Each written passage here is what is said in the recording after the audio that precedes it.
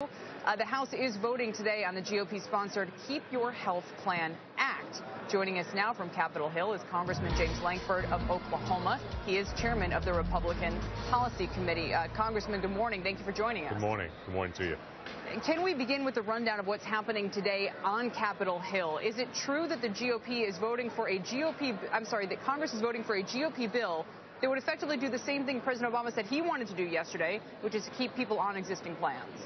It's similar to it, with the president saying if you're on a plan now and you are on this limited group of people and there are all these other stipulations, we're saying remove the stipulations if the plan was available at all. That plan is available for anyone who wants to be able to get the plan. It allows them to have those options. So this opens it up back to a free market to say we're not going to put all the business exclusions. For instance, the president's proposal yesterday was if you're going to make this plan available, you had to previously be on that plan, you have to prove that. You have to also, that plan has to promote the other exchange plans. There are all these other restrictions. You think, okay, just clear all that and make it simple. But to be clear, so the GOP strategy now is not repeal Obamacare, it's make it work. No, it's not, because we don't think it's going to make it work. Here's what we're facing. There are about 5 million people across the country that have received a cancellation notice. The website is not on board. I was on that hearing earlier this week with all the technology folks. They cannot say it'll be ready even by the 15th of December. If that's so, we have people coming January the 1st that are currently insured now that will not be insured in January. That is absolutely unacceptable. So we're trying to find everything we can to protect the people from the harmful effects of this law. I see. So the strategy is for individuals who had coverage, they want to keep that plan despite everything that's going on with Obamacare. What's interesting, though, is that to some extent this GOP plan would force insurance companies to have to abide by that in order to keep people on existing coverage. That's not exactly the free market at work.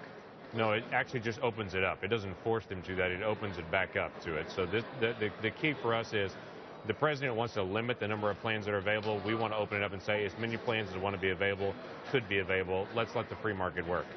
Okay, I'm getting a little bit confused, I'll admit, so I can't imagine how people trying to navigate this must feel right now. Absolutely. Congressman, what is the state of affairs that you would like to see come March 1st, 2014? Best case scenario, March the 1st, 2014, we've got all options are back on the table. Individuals can choose to do their health plans if they choose to do those plans, and they've got that opportunities. Right now, the president continues to close down the different options and opportunities on that. We want to see those back open again, just for any individual to do that. And it's not just individuals. Let me clarify one thing. Individuals, they keep talking about all these substandard plans for individuals.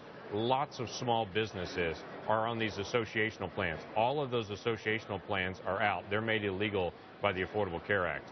And so we want to open that back up for associations, do that, small businesses, chambers of commerce, all those folks to be able to provide those plans again. And finally, Congressman, just to be clear, because a lot of the state exchanges, and we've been making this point all morning, have been working better. What's your view on that? The state exchange has been working better than the federal exchange? Well, I would say that state plans do work. That goes back to my original argument. If you go back to Oklahoma, for instance, where I am from, we have something called Insure Oklahoma that we have done for years to take care of those that are in need with medical assistance. That has been a good policy and a plan for us in Oklahoma. Now the Affordable Care Act comes in and steps in on top of it and said that has to be waived and gone. But you're okay with doing this at a state level? If you allow states to make those choices, they'll make sure actually it runs well. If it's the federal government that does it, and this bill does allow for that, if it's the federal government running the whole thing, that's a problem. Now, I'm not saying the Affordable Care Act and all the mandates on those states, let the states decide on that. It'll be more efficient. All right. Congressman James Lankford, thank you, sir. Appreciate your time this morning. Thank you. As government